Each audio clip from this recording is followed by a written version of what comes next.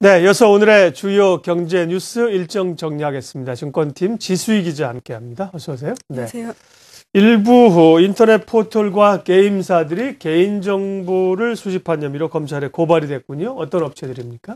네, 이번에 개인정보 불법 수집 거래 혐의로 적발된 업체는 모두 13개입니다. 다음과 넥슨, 다날, KG 모빌리언스 등인데요. 이 가운데 LG U+는 이동통신사가 아닌 결제대행회사 자격으로 수사를 받았습니다. 이들은 휴대폰이나 신용카드 또 ARS 등을 통해서 전자거래를 할 때 고객의 개인정보를 동의 없이 수집하고 또 제3자에게 제공한 혐의를 받고 있습니다.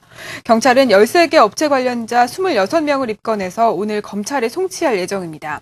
하지만 대상 기업들은 모두 억울하다는 입장인데요. 모두 요금을 부과하기 위한 목적으로 개인정보를 수집했고 또 외부로 유출된 개인정보는 없다고 주장하고 있습니다.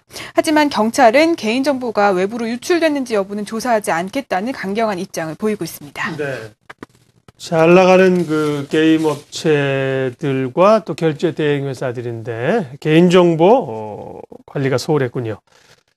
지난번에 그 30년물 국채가 발행되면서 큰 인기를 끌었어요. 9월이었는데 몇 달이 지났는데 인기가 시들해졌다고요?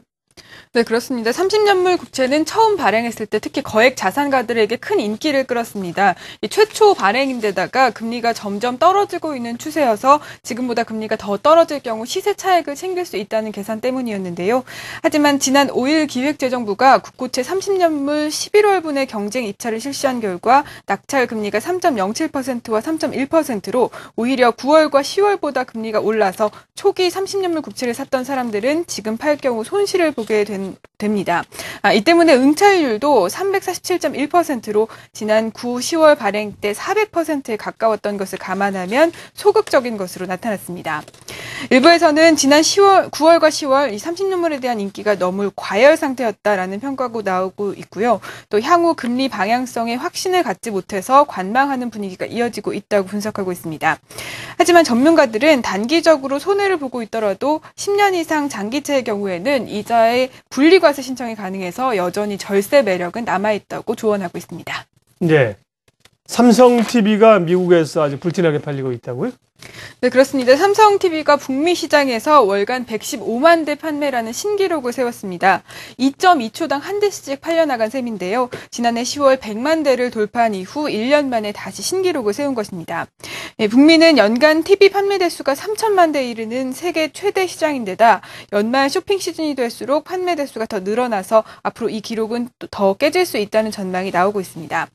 또 삼성전자는 미국뿐만 아니라 서유럽 소비자의 브랜드 선호 조사에서도 1위를 차지하고 있는데요. 2006년 보르도 TV부터 시작해서 LED TV 등 프리미엄 제품을 내세운 것이 유효 전략으로 작용했습니다. 업계에서는 또 삼성전자의 독주가 당분간은 이어질 것으로 내다보고 있습니다. 5대 글로벌 TV 업체 가운데 LG전자만 10%대 중반을 유지하고 있을 뿐 소니나 샤프 등은 고전을 면치 못하고 있기 때문인데요. 이에 따라서 지난해 23%에 그쳤던 삼성전자의 글로벌 시장 점유율이 올 4분기에는 30%를 돌파할 것이라는 예상도 나오고 있는 상태입니다. 예, 마지막으로 오늘의 주요 일정 보겠습니다. 네, 오늘은 디스플레이 부품 기업 아바텍이 코스닥 시장에 상장합니다. 그리고 금융위원회는 특정 금융거래 보고법 개정안을 국무회의에서 의결할 예정입니다. 또 금융감독원은 자동차 보험 표준약관 전면 개정 추진에 관한 내용을 발표합니다. 예, 오늘의 뉴스 브리핑 증권팀 지수희 기자 함께했습니다. 잘 들었습니다.